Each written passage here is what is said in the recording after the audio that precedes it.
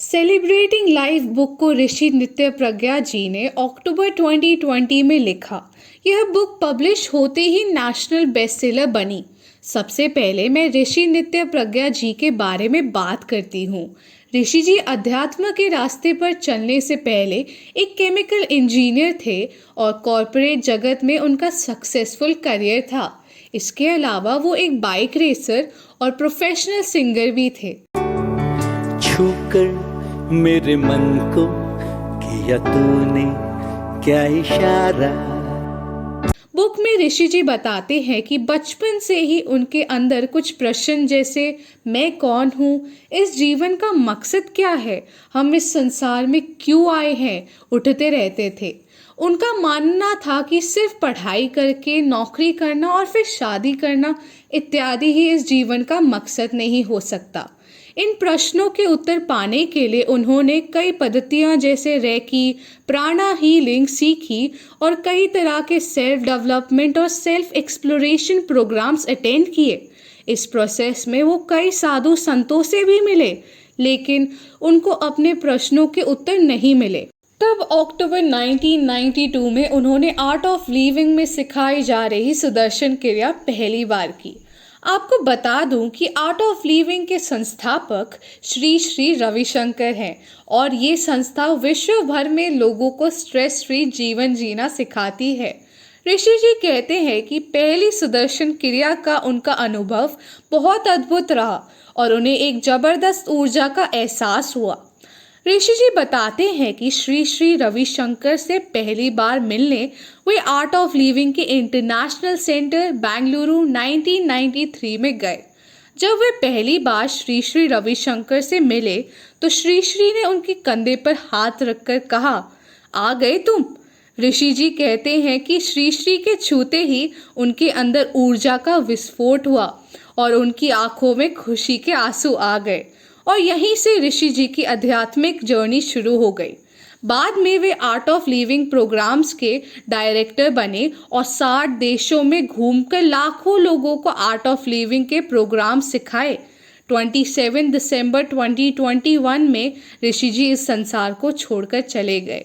इस बुक में ऋषि जी ने अपनी आध्यात्मिक यात्रा के 25 साल के अनुभव लिखे हैं। बुक में उन्होंने 6 स्टेप्स लिखे जिनको अपनाने से हमारी कॉन्शियसनेस यानी चेतना पूरी तरह प्रफुल्लित या ब्लॉसम हो सकती है।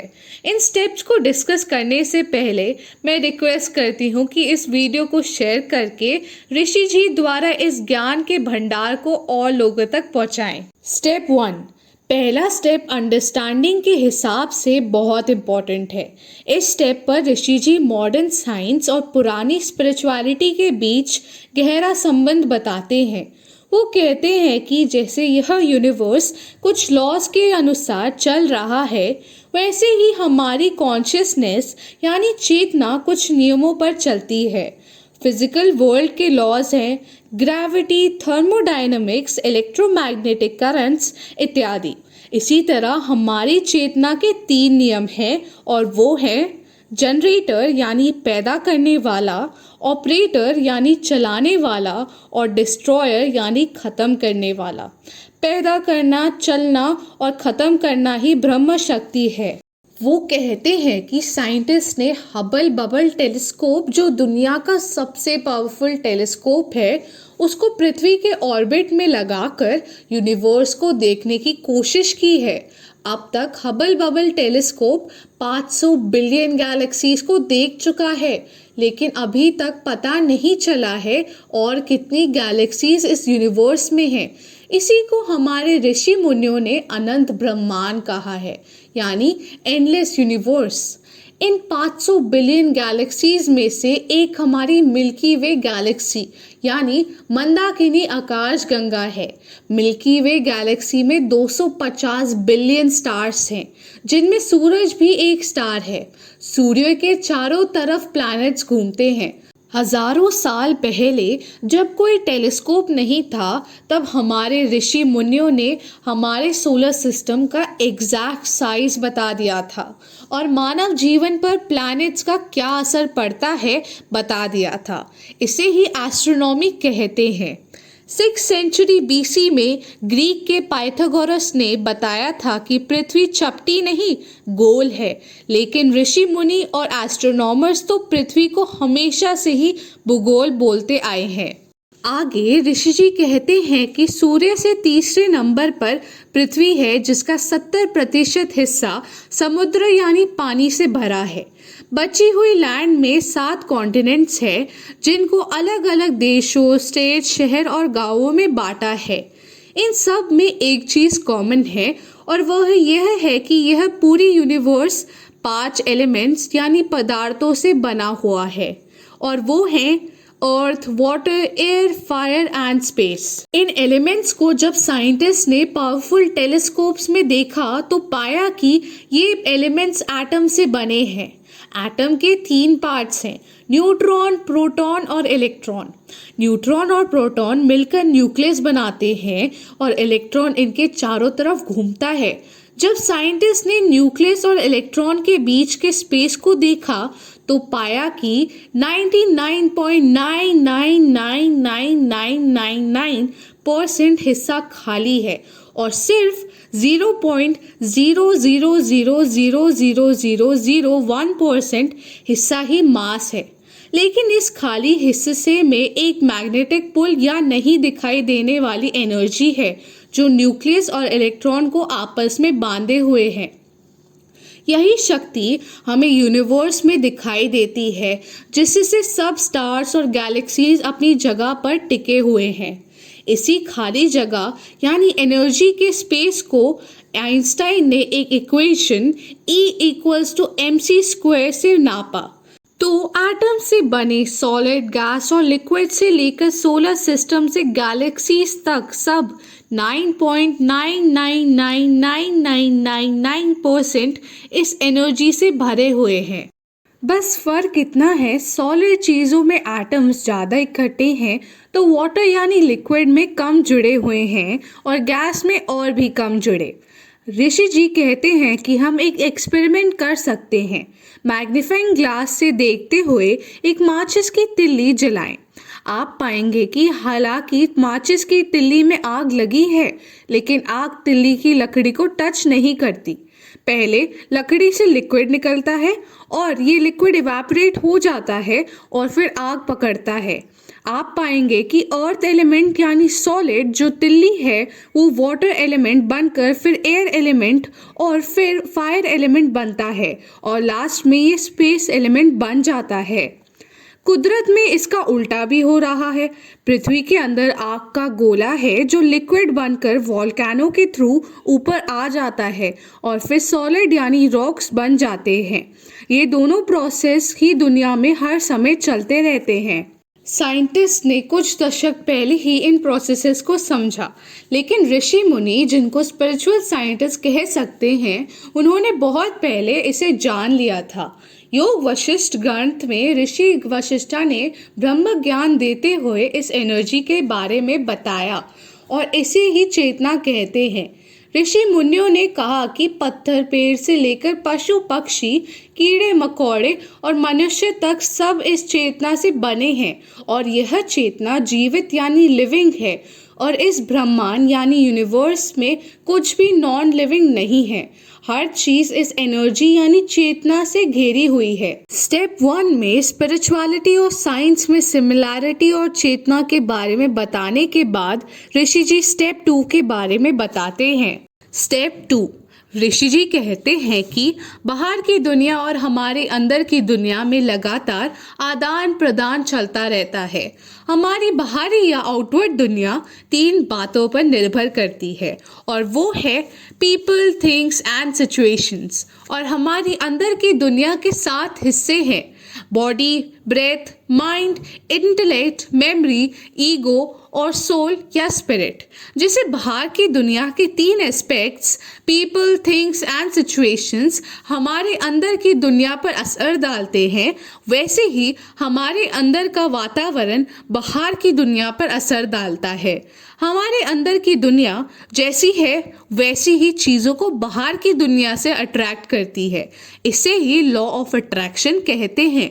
इसलिए ही लाइफ की क्वालिटी इस बात पर निर्भर करती है कि हमारे अंदर का वातावरण कैसा है। बाहर की दुनिया की दिक्कतों और चैलेंजेस के बावजूद भी अगर हम अपने अंदर की दुनिया को शांत रख सके तो ऋषि जी इसे ही आर्ट ऑफ लिविंग कहते हैं। हमारे अंदर के 7 हिस्सों body, breath, mind, intellect, memory, ego और स्पिरिट को ऋषि जी ने बुक में डिटेल में कवर किया है। मैं इन्हें डिटेल में कवर नहीं कर रही हूँ ताकि आप खुद इन्हें पढ़ सकें। बुक ऑनलाइन अवेलेबल है। स्टेप 3, तीसरे स्टेप में ऋषि जी बताते हैं कि हमारी चेतना हर समय इवॉल्व यानी विकसित हो रही है। हजारों जन्मों के बाद इवॉल्व होकर हमारी चेतना को मनुष्य जन्म मिला है। इसलिए हमें कोशिश करनी चाहिए कि हम अपनी चेतना का और विकास करें। इसके लिए हमें अपनी नेगेटिव इमोशंस और टेंडेंसीज को पहचानना होगा और अपने अंदर अच्छे अच्छे फ्लेवर्स को बार बार लाना होगा। हमारी चेतना के 6 नेगेटिव टेंडेंसीज होते हैं। काम यानी लस्ट, क्रोध, लोभ, मोह, मद यानी ईगो और जेलसी। ऋषि जी कहते हैं कि स्वाध्याय यानी सेल्फ एक्सप्लोरेशन के द्वारा हमें अपनी इन 6 नेगेटिव इमोशंस, टेंडेंसीज और आदतों को पहचानना होगा। ऋषि जी कहते हैं कि अगर हम ठीक से ऑब्जर्व करें तो अपने अंदर चल रही नेगेटिव और पॉजिटिव इमोशंस को पहचान सकते हैं। यहाँ वो हमारे चेतना के बारे में 3 चीज़ें बताते हैं। पहली, कुदरत ने हमें इतनी शक्ति दी है कि हम हमारे अंदर कोई भी इमोशन या भाव कभी भी किसी भी समय जगा सकते हैं। दूसरी, हम किसी भी नेगेटिव टेंडेंसी, इमोशन या आदत को जब चाहे तब अपने से बाहर निकाल सकते हैं। तीसरा, जिस तरह से हमारे अंदर नेगेटिव टेंडेंसीज बार बार आकर एक आदत का रूप ले चुकी है, उसी तरह हम पॉजिटिव इमोशंस या टेंडेंसीज को बार बार उठाकर अपने अंदर एक आदत बना सकते हैं। ये सब करने के लिए हमें स्वाध्याय यानी सेल्फ ऑब्जर्वेशन करना पड़ेगा। हमें अपने भावों को पहचानना होगा। हमें देखना होगा कि हमारे अंदर जो चल रहा है वो हमें जीवन में आगे ले जा रहा है या पीछे। स्टेप 4 में ऋषि जी हमें हमारे अंदर जो नेगेटिव टेंडेंसीज देखी है उन्हें छोड़ देने के तरीके के बारे में बताते हुए कहते हैं कि हमें एक सिद्धि मिली है जिससे हम अपनी मर्जी से किसी भी विचार, इमोशन, यादें, judgments, like, dislikes, right, wrong या हार्मफुल टेंडेंसीज को छोड़ सकते हैं और उनसे पूरी तरह से आज़ाद हो सकते हैं। यहाँ ऋषि जी कहते हैं कि एक सीक्रेट ये है कि हमारा माइंड जितना खाली होगा उतनी ही खुशी हमें होती है। वो कहते हैं कि हमारी आउटगोइंग ब्रेथ यानी बाहर जाने वाली सांस एक वैक्यूम क्लीनर की तरह काम करती है और हर नेगेटिव बात को बाहर निकालने में सक्षम होती है। आपको करना ये है कि जब भी कोई नेगेटिव इमोशन आपके अंदर उठता है तो अपना ध्यान उस इमोशन पर ले जाना है और उस इमोशन को छोड़ने का संकल्प लेना है। आपके संकल्प लेते ही सांस यानी ब्रेथ अपना काम खुद ब खुद शुरू कर देती है। बस अपना ध्यान उस इमोशन पर रखें। यह इतना पावरफुल प्रोसेस है कि पहले तो आप फ्री, खुश और फोकस्ड हो जाएंगे और दूसरा आपका एनर्जी लेवल बढ़ जाएगा।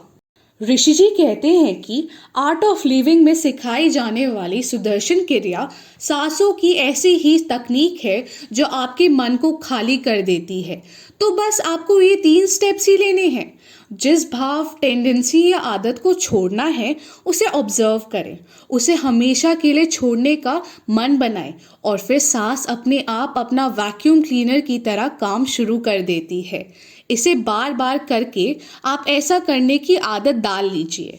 स्टेप 5, इस स्टेप में ऋषि जी बताते हैं कि लाइफ में 3 बहुत इंपॉर्टेंट साधन हमारे पास हैं और वो है टाइम, एनर्जी एंड माइंड। हम अपनी हर एक्टिविटी में इन तीनों साधनों को अलग अलग अनुपात में लगाते हैं। जिस भी चीज़ पर आप अपना मन यानी ध्यान ले जाते हैं उसी तरफ हमारा टाइम और एनर्जी जाने लगता है। माइंड ही टाइम और एनर्जी को डायरेक्शन देता है। आप खुद अपनी ज़िंदगी के इन 6 एस्पेक्ट्स जैसे relationship, profession, hobby, health, social responsibility and spiritual growth में चेक कर सकते हैं। फिर ऋषि जी बताते हैं कि हम तीनों तरह से अपनी ज़िंदगी में खुशी ढूंढते हैं, जिसमें पहला है वर्ल्डली अचीवमेंट्स के थ्रू 5 इंद्रियों से मिलने वाली खुशी, और साधना, सत्संग और सेवा द्वारा प्राप्त आनंद। इनमें से पहली दोनों यानी वर्ल्डली अचीवमेंट्स और सेंसेस यानी इंद्रियों से मिलने वाली खुशी झूठी है, और असली खुशी साधना और निस्वार्थ सेवा से ही प्राप्त हो सकती है। स्टेप 6। इस स्टेप में ऋषि जी हमें अपनी ज़िंदगी डिज़ाइन करने को बताते हैं। वो कहते हैं कि हमें खुद ही हमारी अनकंडीशनल खुशी के लिए जिम्मेवारी लेनी पड़ेगी। सिचुएशंस और सर्कमस्टांसेस पर आपका कंट्रोल बेशक ना हो, परंतु आपके मन में क्या चल रहा है उस पर आप कंट्रोल ज़रूर रख सकते हैं। हमें ज़िंदगी के उन फ्लेवर्स को आइडेंटिफाई करना पड़ेगा जो हमें असल में आनंद देते हैं। ये फ्लेवर्स सेलिब्रेशन, ट्रुथ, रिस्पॉन्सिबिलिटी और लव के रूप में हो सकते हैं। आप इन फ्लेवर्स को जब चाहे तब अपने अंदर उठा सकते हैं। ऋषि जी हमें फिर से याद दिलाते हैं, ऑब्जर्वेशन या स्वाध्याय से हम नेगेटिव टेंडेंसीज को आइडेंटिफाई कर उनको छोड़ने की इच्छा जगाएं, और बाकी काम हमारी आउटगोइंग सांस खुद पूरा कर देती है। उसके बाद हम कोई भी फ्लेवर को जिंदगी में बार बार अपनाकर उनकी आदत बना सकते हैं। ऋषि जी हमारे जीवन में एक गुरु के होने की आवश्यकता के बारे में भी बताते हैं। वो कहते हैं कि गुरु उस कुम्हार की तरह होता है जो मुलायम मिट्टी से सुंदर घड़ा बना सकता है। तो ये थी ऋषि जी की बुक सेलिब्रेटिंग लाइफ। आपको मेरा यह वीडियो कैसा लगा? Kindly comment. Please subscribe and share my channel. Press the notification button for my next video. Thank you so much for watching.